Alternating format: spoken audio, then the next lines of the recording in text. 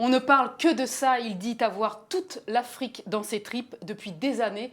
Grâce à son combat pour la démocratie et la liberté, on l'appelle la voix du continent noir. Le grand Fakoli est au Figaro avec nous. Bonjour Tikenja Fakoli, on est vraiment ravis de vous recevoir ici. Merci, bonjour. Vous serez ce week-end sur la scène monumentale du lac du festival Barrière Anguien Jazz Festival qui accueille cette année pour la 16e édition des artistes d'exception, on va les citer. Didi Bridgewater, le trompettiste Irving Mayfield, le bassiste Marcus Miller et la chanteuse Indy Zara et la révélation de jazz Agathe Irasema. Vous que beaucoup considèrent comme un prophète qui cherche à éveiller les consciences, quel message allez-vous livrer ce week-end au public qui va venir vous voir? Le message de paix, le message d'unité, mais aussi le message d'éveil de conscience. Mais on va parler aussi de l'Afrique qui n'est pas connue. Vous savez, quand on parle de l'Afrique, très souvent, dans les médias en Occident, c'est quand il y a la guerre ou il y a la famine, voilà, beaucoup de négatifs. Et nous, pendant nos concerts, on parle de l'Afrique comme un continent qui est dans un processus normal, mais un continent où il y a beaucoup d'espoir, un continent qui est considéré aujourd'hui comme le continent de l'avenir. Donc voilà un peu les sujets qu'on va aborder à travers les chansons. Vous qui portez aussi également un œil très aiguisé sur l'actualité, on l'imagine, et cette actualité a été très riche en événements, très fort en symboles. On pense évidemment à la détresse de ces migrants qui fuient la Corne de l'Afrique ces derniers temps, qui traversent la Méditerranée et qui s'y noient. Quel sentiment ça vous procure?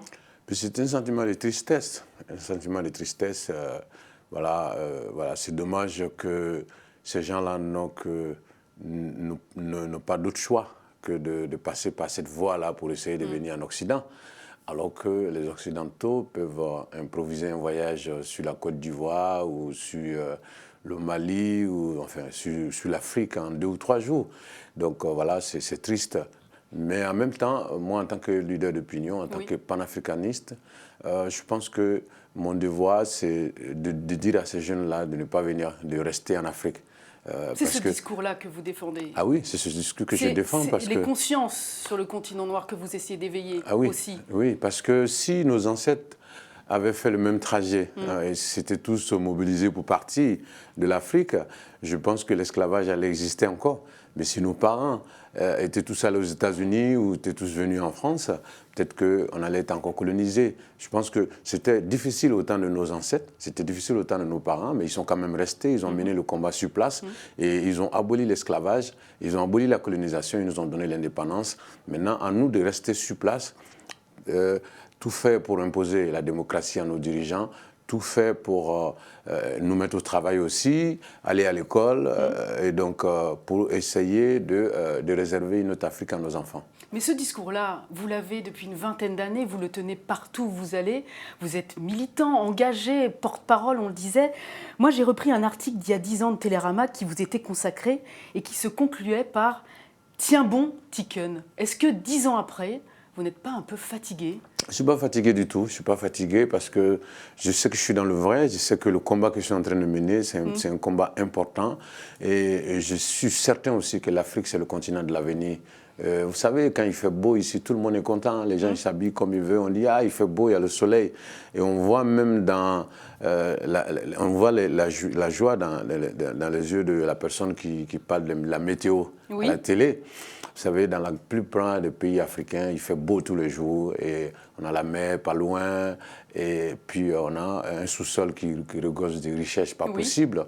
Donc je pense que moi je ne vais pas me fatiguer parce que je sais que ce combat il est utile et je sais que c'est un combat, c'est un vrai combat. Et mon souhait simplement c'est que mes compatriotes entendent ce combat et que nous essayons de regarder dans la même direction. Mais vous ne vous sentez pas un peu seul ? Je ne peux pas dire que je suis seul parce qu'il y a d'autres artistes sur le continent qui n'ont pas encore, qui ne sont pas médiatisés comme moi, qui mènent le combat sur place, sur le plan local, que ce soit au Libéria ou en Guinée. Il y a des artistes un peu partout qui mènent le même combat. Et moi, j'ai la chance d'avoir une autorité internationale. Donc voilà, mais je pense que de toute façon, c'est le combat du reggae, éveiller les consciences. Et donc... moi, c'est ce que je dois faire pour pouvoir continuer le combat de Bob Marley. Ben justement, à propos de combat, en septembre prochain, ça va faire très plaisir à vos fans qui vous suivent depuis longtemps et puis à ceux qui vont vous découvrir aussi. Vous sortez un nouvel album, Racine, qui est en fait un hommage à l'âge d'or du reggae jamaïcain. Donc vous allez faire des reprises de Bob Marley, de Burning Spear, de Peter Tosh, réarrangées à l'africaine. Alors je vous propose qu'on en regarde un premier extrait. Vous êtes en duo avec Ken Booth sur le titre It's Because I'm Black, point d'interrogation. Something is holding me back, holding me back. Is it because I'm black?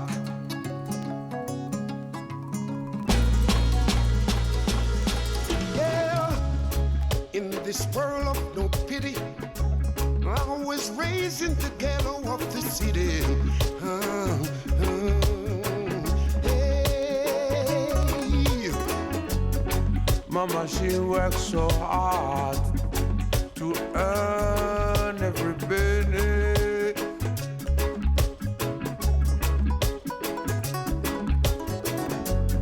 Something is holding me back, holding me back. Is it because I'm black? Is it because I'm black? Yeah, something is holding me back. Is it because I'm black? Alors évidemment, on ne peut pas s'empêcher de penser à la récente fusillade qui a eu lieu à Charleston, en Caroline du Sud, aux États-Unis, et qui a été perpétrée par un tireur terroriste dans une église fréquentée par la communauté noire. Comment vous expliquez qu'un pays comme les États-Unis, qui s'est défait, on va dire, de la ségrégation il y a plus d'un demi-siècle, et qui a mis à la direction du pays un leader afro-américain, comment on explique des actes comme ça encore aujourd'hui ? Ben, c'est triste de voir ça. On pensait qu'avec l'arrivée d'Obama à la Maison-Blanche, que les choses allaient changer. Mais je pense que là, on se rend compte aujourd'hui que le racisme existe encore. Mais je pense que toute cette actualité, c'est une interpellation à tous ceux qui pensaient que le combat contre le racisme, le combat pour les droits civils, c'est fini aux États-Unis. Donc moi, je souhaite simplement que les gens continuent les manifestations, que même les artistes américains s'engagent. Qui s'engagent parce qu'ils sont écoutés par la communauté blanche, par tous ceux qui vivent aux États-Unis. Je pense que s'il y a des prises de position par ces artistes-là, ça peut changer beaucoup de choses. Mais il faut que les manifestations continuent, que les gens continuent de refuser d'accepter ça. Et je pense que c'est la seule manière de continuer le combat de Martin Luther King, qui a donné sa vie pour ça. Et donc, je pense que cette actualité prouve qu'il y a du travail encore. Et donc, c'est vrai que nos frères, ils font du rap, ils sont dans le bling-bling et tout. Bon, c'est bien. Mais l'essentiel, c'est là. Parce que même si ils sont aujourd'hui des stars connus mondialement, rien ne dit que leurs enfants et leurs petits-enfants vont se retrouver dans les mêmes conditions. Donc, il faut faire le travail pour sa descendance. Et donc, c'est une interpellation, en tout cas, tous les leaders d'opinion noirs aux États-Unis leur disent simplement que le combat contre le racisme est permanent et il ne faut pas baisser la garde. Yeah. Est-ce que ce titre, It's Because I'm Black, fera partie de votre répertoire ce week-end sur la scène du festival de jazz d'Anguien ? Malheureusement, pas, parce que l'album n'est pas encore sorti, parce qu'on n'a pas encore répété pour jouer ces titres-là. Mais en tout cas, c'est un titre qui va servir, surtout par rapport à l'actualité aux États-Unis, parce que c'est un titre, c'est une reprise, donc un titre qui est sorti depuis 1968 et qui a été repris par Ken Booth quelques années après. Et c'est un titre avec l'actualité aux États-Unis, je pense que c'est un titre qui est encore d'actualité aujourd'hui. Et j'espère que cette chanson va aller partout dans le monde pour pouvoir contribuer au combat contre le racisme. Merci beaucoup, Tiken Jah Fakoly, d'être passé au Figaro. Donc, on rappelle que vous serez sur la scène du Barrière Anguien Jazz Festival ce samedi 27 juin à 21h. Et puis, j'ai vu que vous seriez aussi dans plusieurs autres festivals tout l'été en France, pour le plus grand bonheur des spectateurs. Merci beaucoup. C'est moi. À bientôt. À bientôt.